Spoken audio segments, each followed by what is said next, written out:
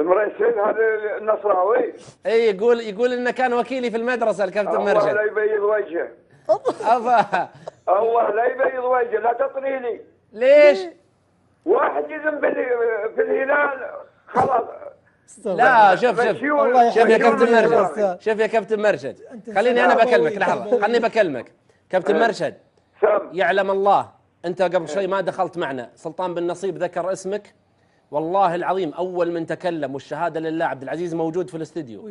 الله يحلك خليني اكمل يا ابو تركي عشان بفتح لك المجال. قال الله يذكره بالخير وطمني عنه وكيف صحته الحين وما قصرت، وهذا استاذي وكان وكيل في المدرسه، وذكرك بكلام طيب. الشهاده لله مع الاستاذ سلطان بن نصيب. ولما قال سلطان بن نصيب اللي سواه معك جلس يدعي لهم وقال بيض الله وجهكم وانه يستاهل ويستحق ما سويتوه به. بعيدا عن الانديه، تونا نقول احنا بعيدين عن الانديه. اسمعني قل له انا لا يطلب لي ولا يدعو لي، اهم حاجه انه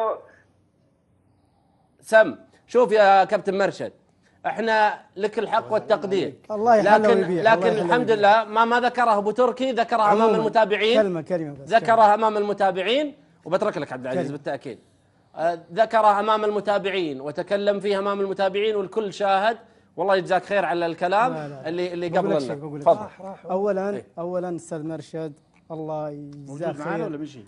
لا مشي. من الناس اللي هو قال انا من علمني حرفا كنت له صرت له عبد. من الناس اللي تتلمذت عليهم في مدرسه فلسطين الابتدائيه، والله يحلى ويبيحها. عام كم يا عبد العزيز؟ قديمه معليش. اذا المدرسه هذه هدمت الان وبنيت مكانها الان مدرسه متوسطه. جميل. فعموما الله يحلى ويبيحها.